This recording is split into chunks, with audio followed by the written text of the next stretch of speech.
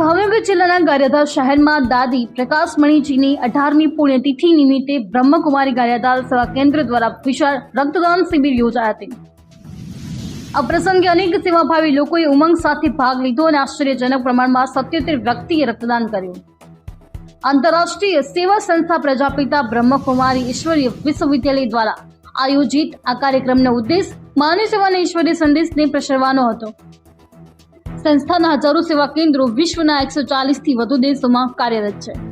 સેવાભાવી સૌએ સહકાર આપ્યો તે બદલ સેવા કેન્દ્ર ગારિયાધાર આભાર વ્યક્ત કર્યો હતો। અશ્વિન કણસાગરા સાથે અનેક વિલખ્યા જી ન્યૂઝ ગારિયાધાર। ઓમ શાંતિ। હું બ્રહ્માકુમારી ભૂમિકાબેન ગારિયાધાર સેવા કેન્દ્ર ઉપર જ અહીંયા સેવા આપી રહી છું અને આજે 25મી ઓગસ્ટ કે જે વિશ્વ બંધુત્વ દિવસ પણ છે અને બ્રહ્માકુમારી સંસ્થાના પૂર્વ મુખ્ય પ્રશાસિકા દાદી પ્રકાશમણીજી કે જેમની 18મી પુણ્યતિથિ નિમિત્તે સમગ્ર ભારતમાં બ્રહ્માકુમારી સંસ્થાના સમાજ સેવા પ્રભાગ દ્વારા વિશ્વ મહારક્તદાન શિબિરનું આયોજન કરવામાં આવ્યું છે કે જેમાં એ લક્ષ્ય રાખ્યું છે કે 22થી લઈને 25મી ઓગસ્ટ સુધી 1 લાખ યુનિટ બ્લડ ભેગું કરીને વિશ્વ રેકોર્ડ એક બનાવવાનો છે। તો એ નિમિત્તે ભારત તથા નેપાળના સમગ્ર બ્રહ્માકુમારીઝના સેવા કેન્દ્રો પર વિવિધ સ્થાનો પર આ બ્લડ કેમ્પનું આયોજન કરવામાં આવ્યું છે।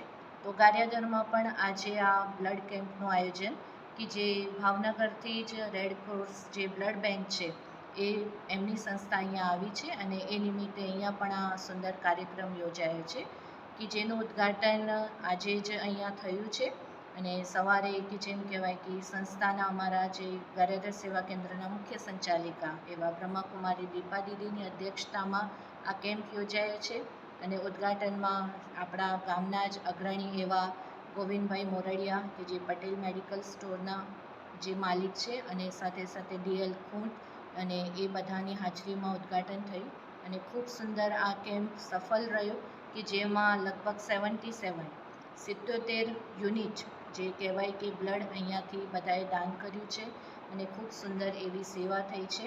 તો જેની આજે આ બધા ગારિયાધારના લોકોએ પણ અહીંયાના ખૂબ સરસ સહયોગ આપ્યો છે। તો એ બદલ બધાનો ખૂબ ખૂબ આભાર।